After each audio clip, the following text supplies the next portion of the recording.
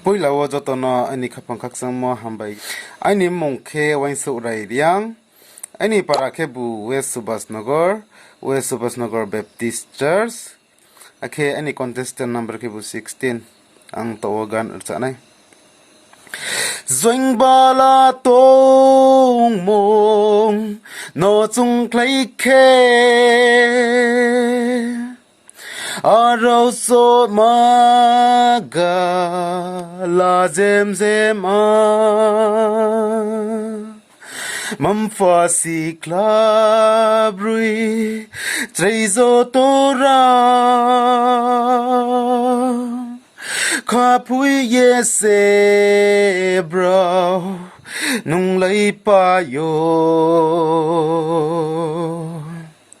Nusu ni bustur Isor ni bustur Gulmawana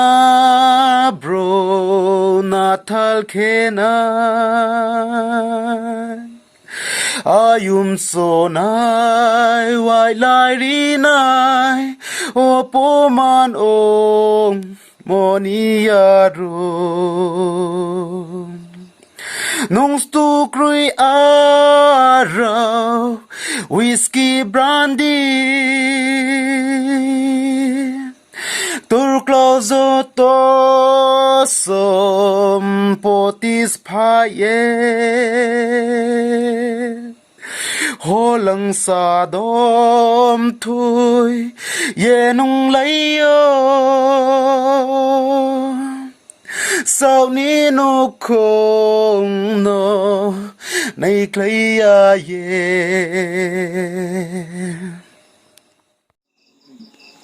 Aini mungke karban ang tongmo para kenai sim para ke aini mondoli ke BBC Bru Baptist Church ke first round wo ang rsa boro ke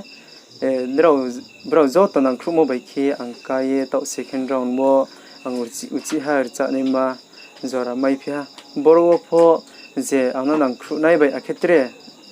zoto Aini takum kurau, nrau zoto no po uchi ha nang krona in kiye nrau saka ba ison saka wo ba sangpio. Ang rasa ni hiye jong mo gan ke jini Prabhu Isor jong no maya ong mo thok maya ye mo gan no se ang rasa nai. Jini Prabhu Isor jong no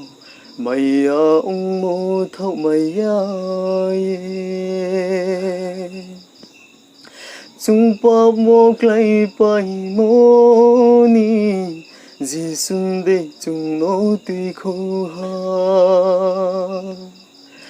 Hallelujah Amen Prabhu Nini maya rau le li se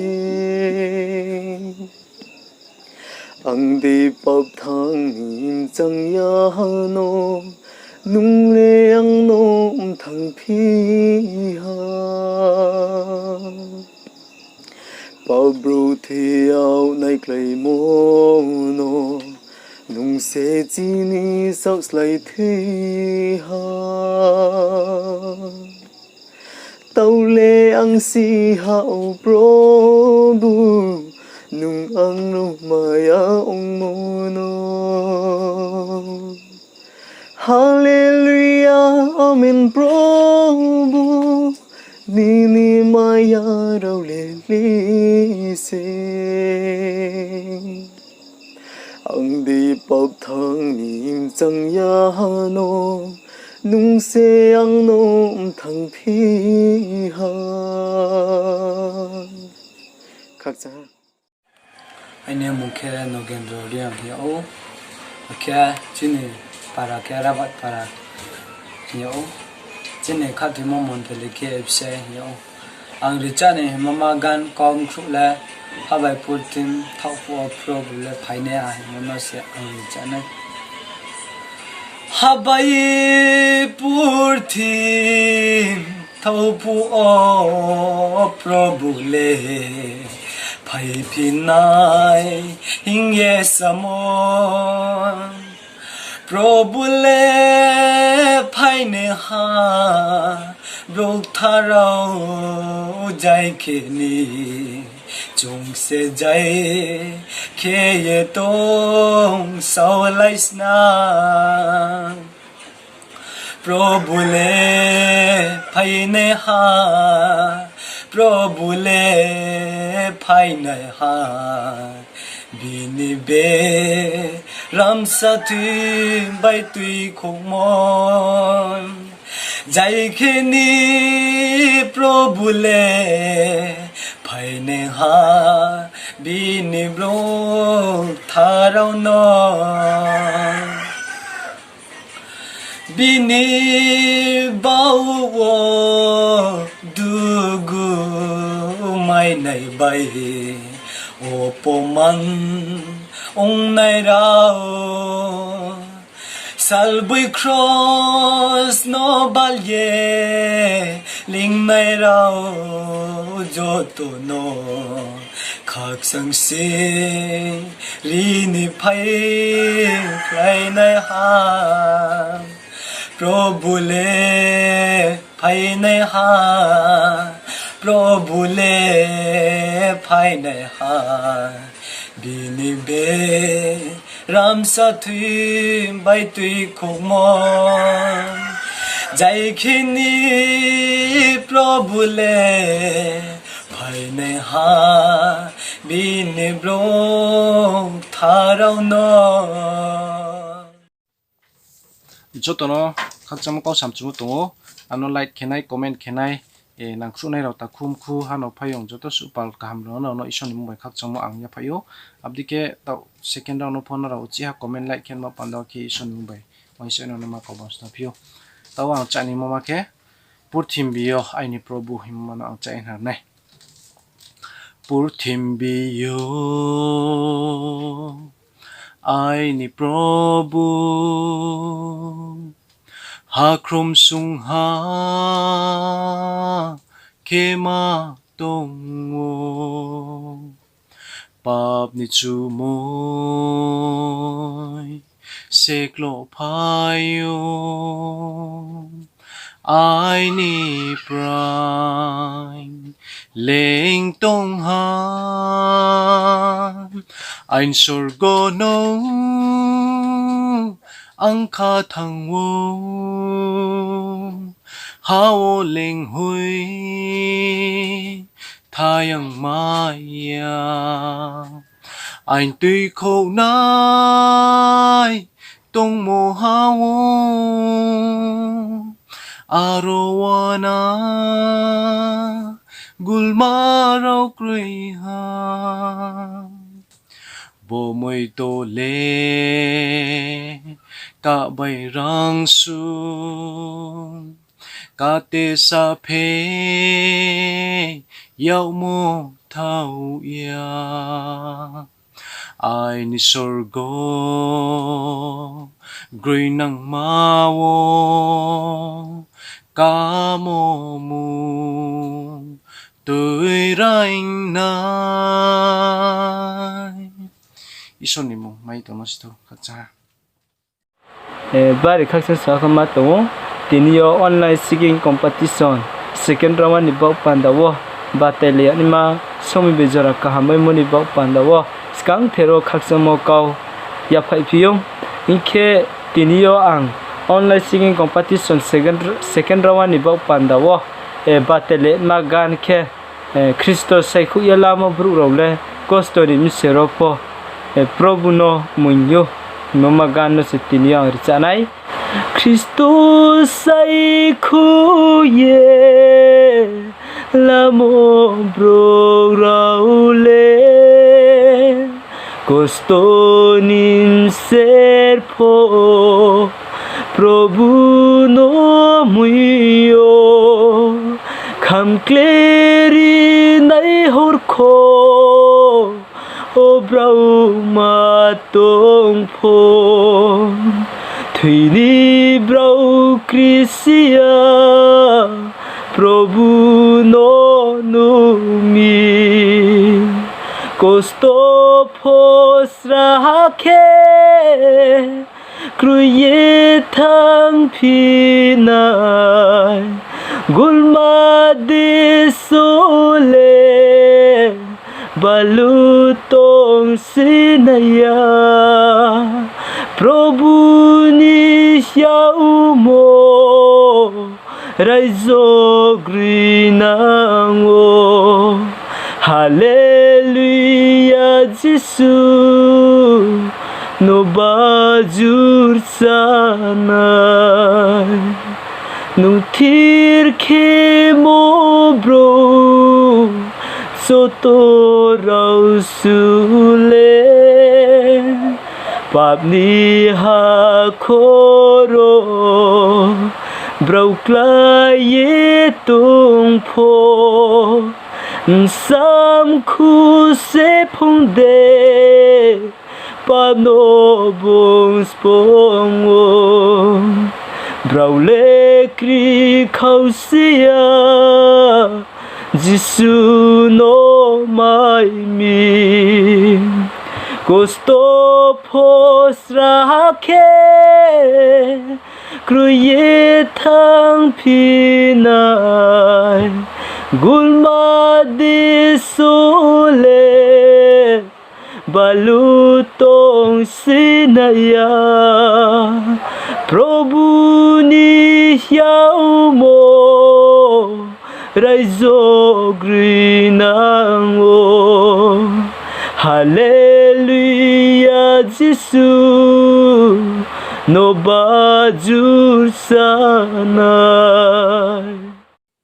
Ein mukhe W Robert Carlos para moke vasait lang tu akhe tungu mondoli mukhe BBC akhe tawang gan chan chu mukhe Bru-C Rajani Gusti himo chang se tawang chanai Bru-C Rajani Gusti bai bung sorau phai lai shrasti aken chingye gusti kutor bai zatik chu ungye tungmo tmati ni ha klaye thang phi bungso bai za tino khasa laya O bung sorau phai lai shrasti arem bao ye ba chalai sna chin yau bai so salai sna chin zati ha klaye thang pai ha Jini kila bai dor kale maye nosto pai thang ha abonok tal sila yau nai chung gió to phai rini nang ha Nini burdi bai gyan tung mo chung gió to tùy khai yau nai nang sâu ha O bung so rau phai lai trusty arem bao ye ba chalai sna Jin yau bai so salai sna Jin zati ha klaye thang pai ha Aini mungkin John Magriang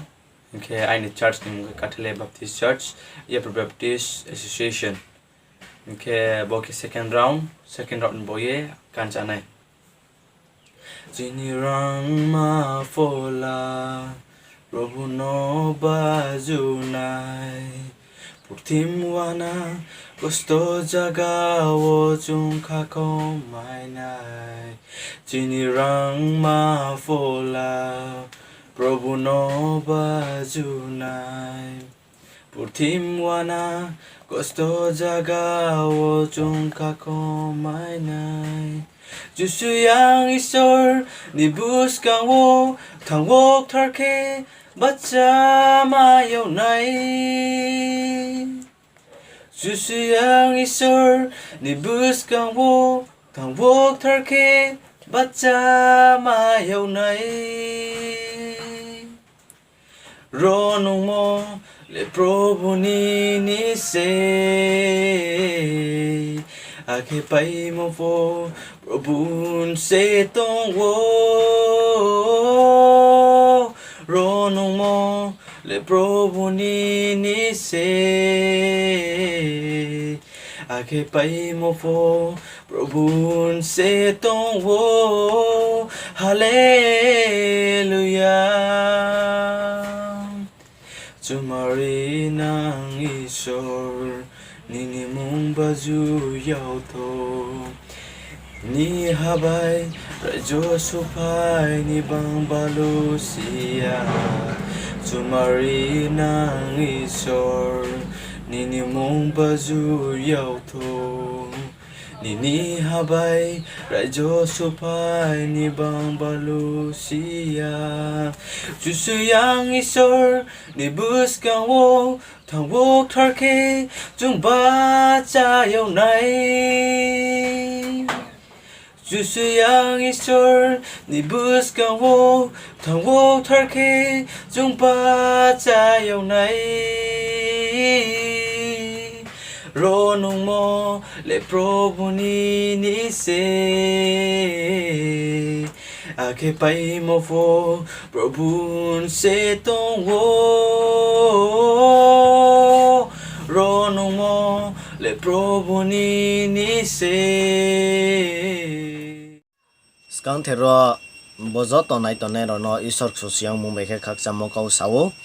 Abroin singker rono introduction ang para kia rau simen man ba pandaw ang bara thik kian rono rinai ke skang do phe hamawo ang ri tha ha arpota uchi ang rono ri nari pinai ke ang tomo ke Mizoram se aini para ke bu West Bungmun bo parawo ang tomo ke aini mungke soron ke ang tomo mondoli ke Bru Baptist Church BBC nyamo mondoli ang tomo Ken rozo to nai to ne rono isor susiang mumbai ki khaksa mokau hambai ang rono ya pha yo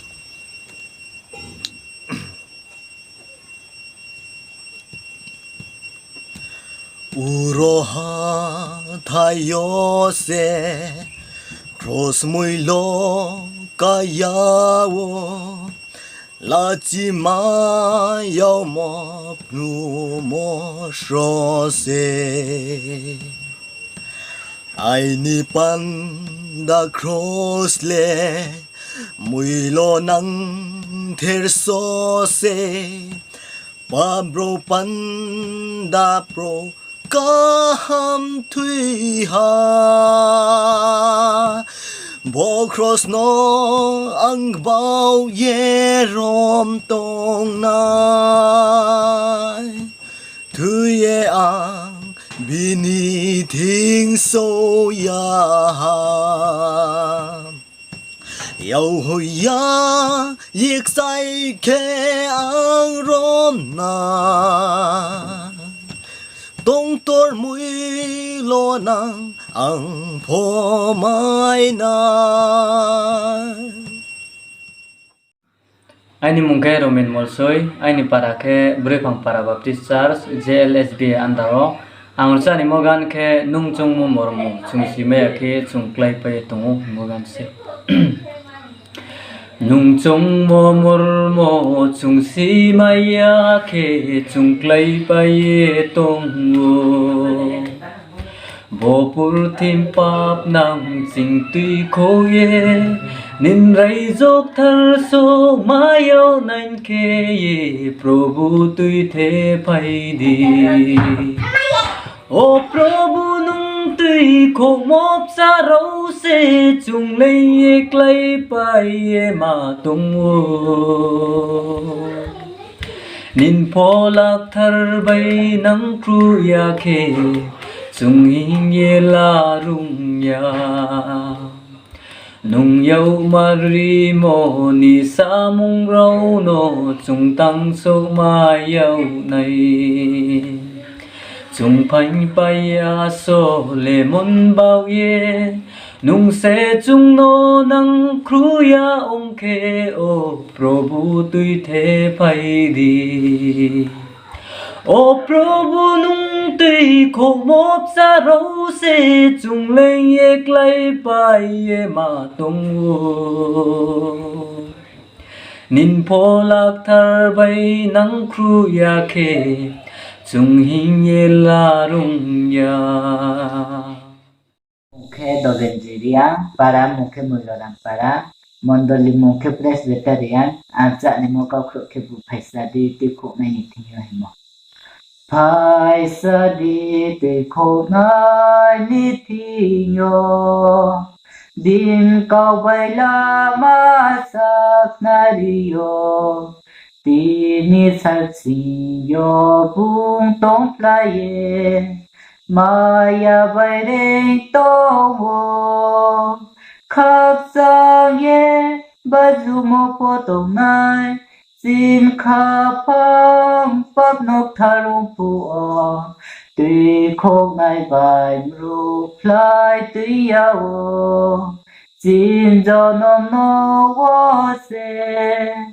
dài hà rau phổ bin cốc na tô thô do to ni khắp phang se khắp giang thô wai so mo bài buông nó khát thủy na do yen rau phai sa đi khắp giang ye bazu mo pho tong nai xin khắp phang pháp nốc tha rong pu o đi khóc nai bài ru plai tí yao xin cho nom no wa se song ye nai di bu nai sao to mo bi ni kau na ye go na ke di tao o maya kho ram bai re yo phai sa di ta khu ra khắp giang ye bazu mo pho tong nai xin khắp phong pháp nốc tha rong pu o tùy khóc nai bài ru plai tùy yao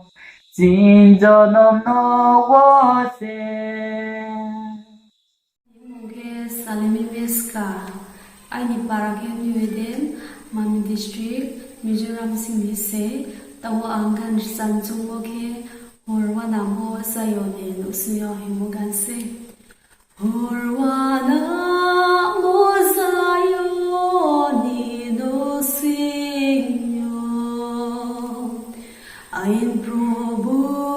Bumba Thek Min Bawe Abid Bao Hakrong Ye Wanamo Bay Prabhu Kha Basi Ye Magaha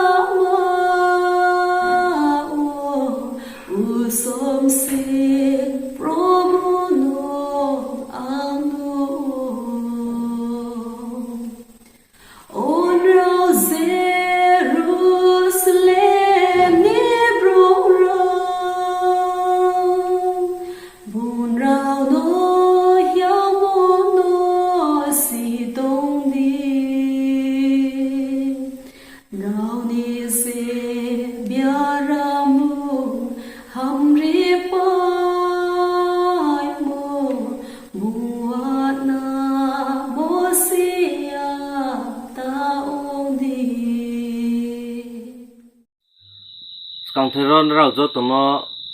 audience no khapang khaksa mo ya phai phiu first round no boot riye second round no karimo ba pandaw te wa khaksa mo no ya phai phiu ang tor chana aini mukhe jisayo riang para mondolini mukhe prifangna baptist church Christos ai khu ye lamo bro raule costo nim serpo Prabhu no moyo Come clearly nai horpo O Brahman keo Tini brau pisia Prabhu no me Costo posrake Kruye tang pinai Gulma de sole Balutong sinaya Prabhu niyaw mo Raizo green nang le Hallelujah Jesus no bazur chana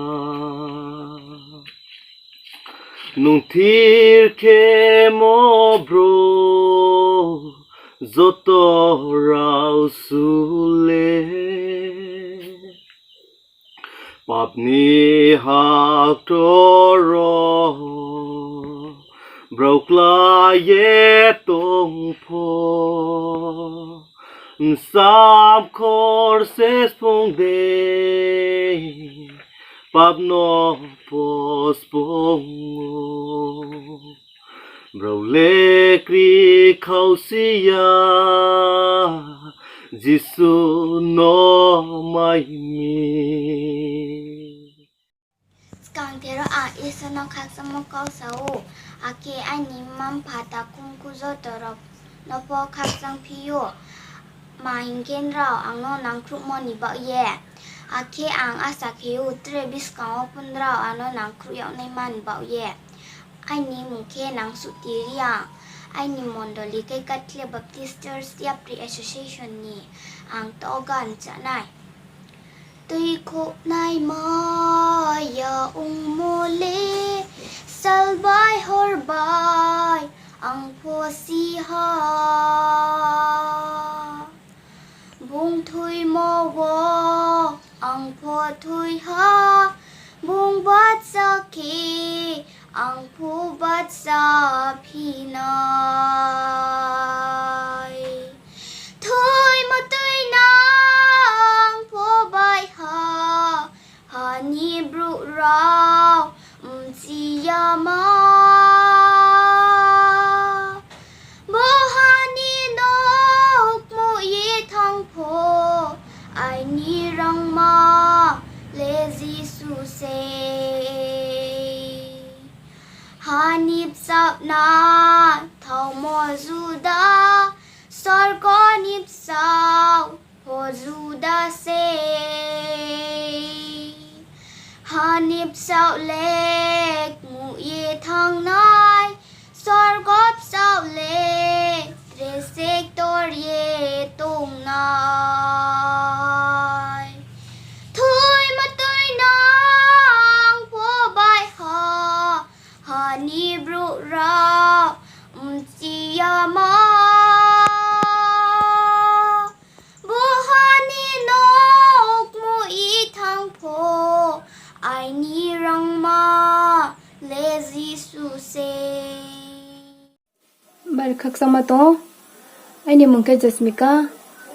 para ni mungke joko chondro para ake monole ke aise ay ang risa ni mungke hallelujah hallelujah amen himo kanang arsa nai Hallelujah hallelujah amen balbari ho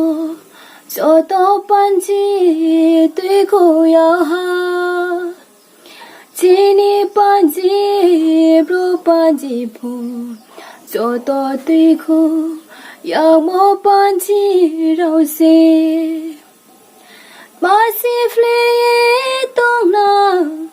ma no fle ye tong na chung po si ye chung po no ye yas ko padre ba jalais na se zon kha thui nai le sa ya ong ya je kha thui ya le ta tho ha cha ya ong na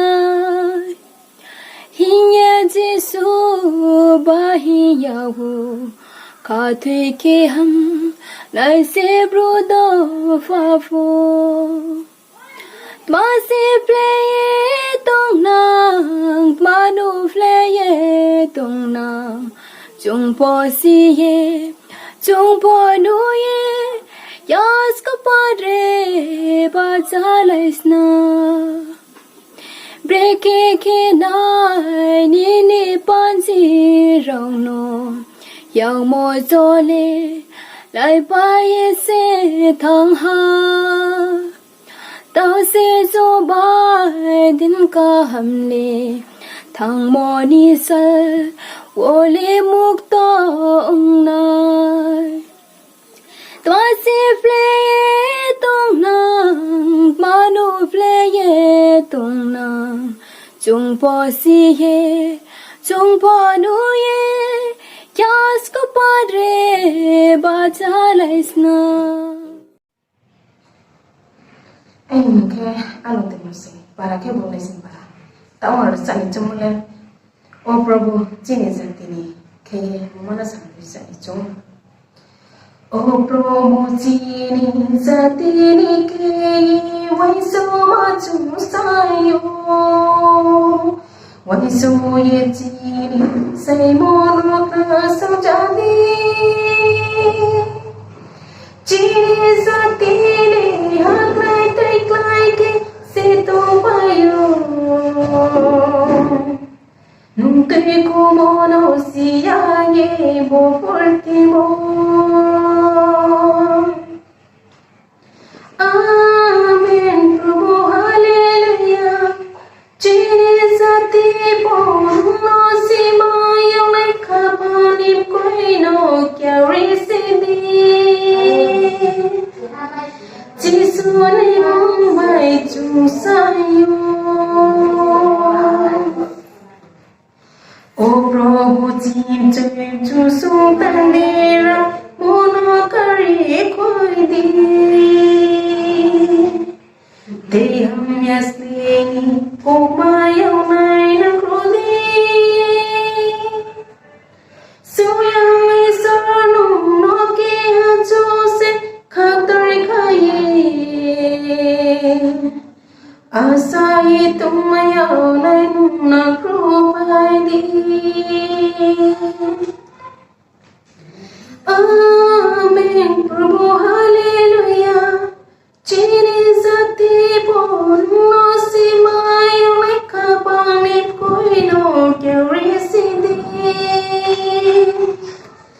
Jesus ni mumbai chung sayo point kam no khaksam ne kau so tiniyo bo chi second non bo panda wo bo somai mejora ishor uchi ati so phimai man bo panda wo ai ni mungke angel riang se para break ang para baptist ka tinem tho to ang non bus tamo Risai kenal me. Pakri kangali yong yao gaye dugule mai de mayao siyo rosa kao ni probule kanda tuidi ko jasiyo binting yake kaksang mo maya số sơ yêu tông nai râu ba khả phăng mu tuy kla ye tông ra tuy khâu này Christon thì thang lại sna za ni mai kri za tông ni bu no kri de ke se tông ha krosa cao khả phăng ni cao sa ye tông pai này ya bung so sur mui tông nai râu ba bin thinh nhá khe khắc sang mô maya bung so sơ yêu tông nai râu ba khả phăng mu tuy kla ye tông ra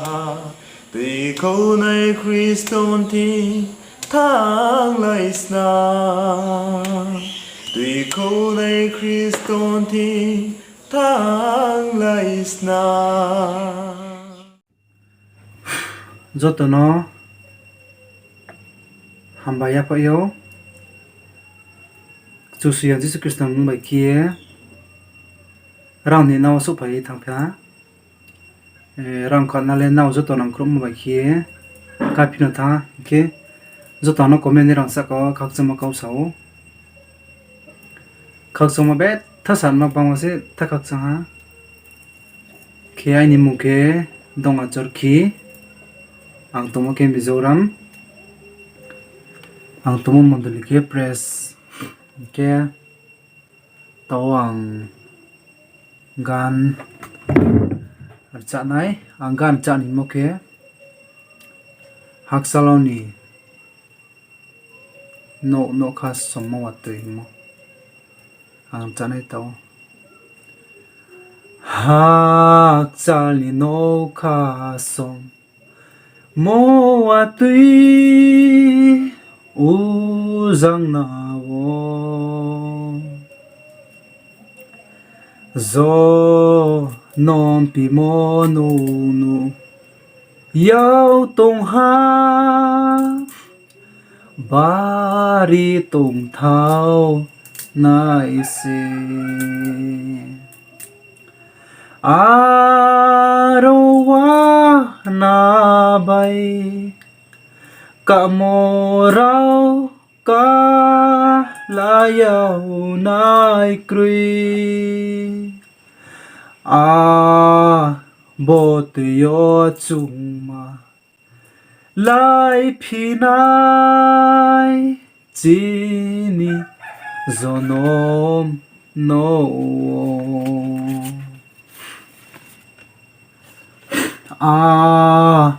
roti dwar kamo lai phuo na ye tung di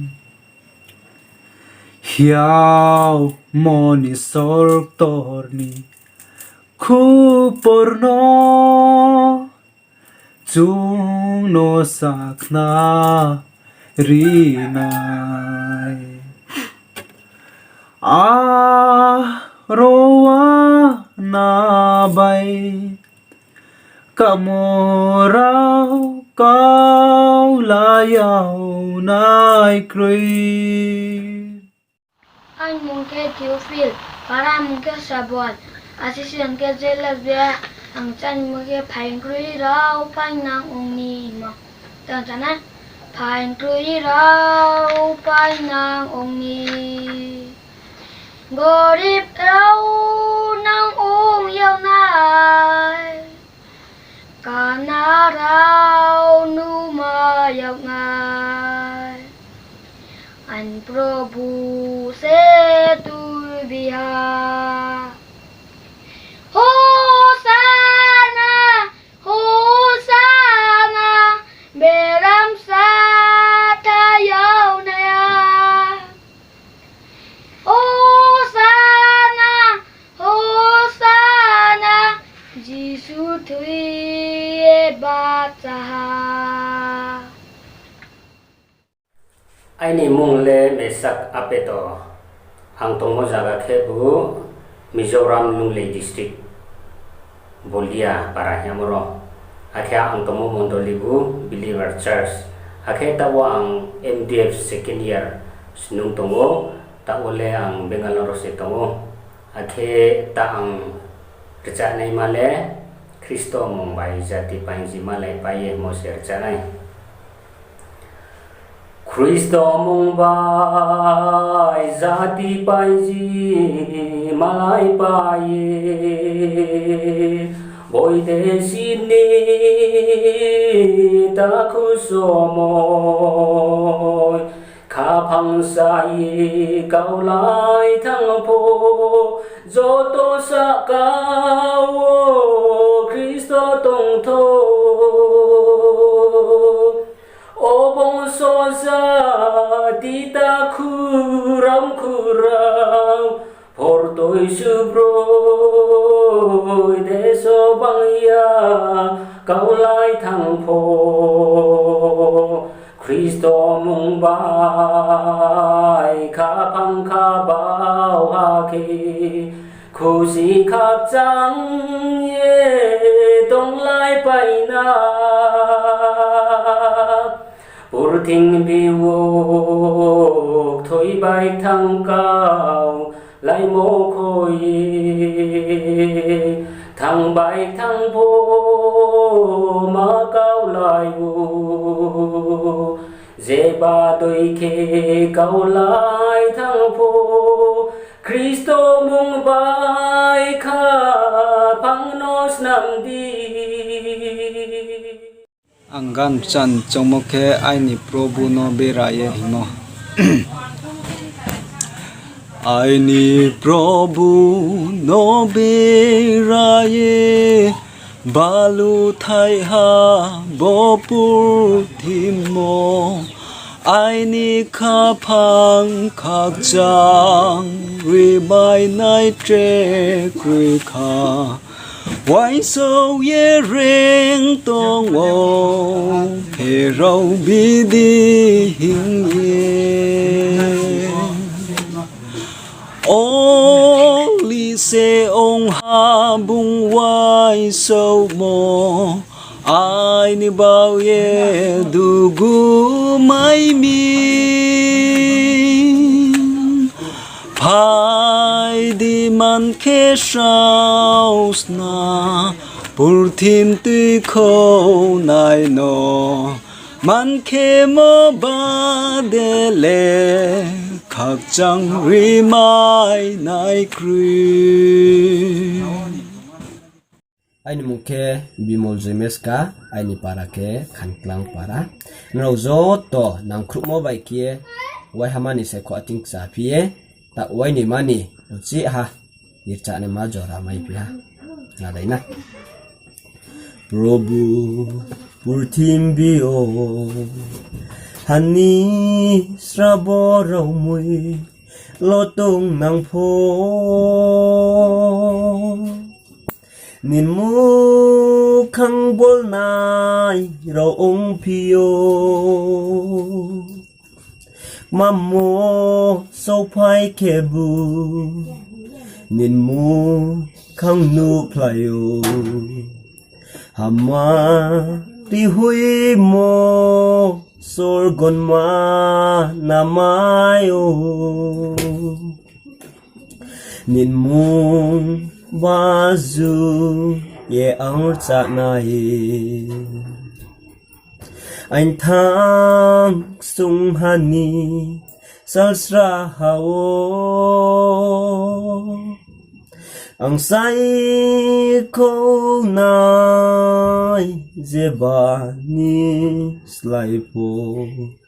Custom se wo hamari tung mono Imang khagul ma rau bai ang no lom phai tung pho wana yep kha bai mo ro so phai pho khắp si yo kha khomu anh khe nung thir tung mo nung nu khop lai o ang no be raya min mung bazu ye ang sa nai anh thang sung hani salsra hao ang say ko nai zeba ni slai po custom se wo hamari tung mono custom se wo hamari tung mono khắc sang ha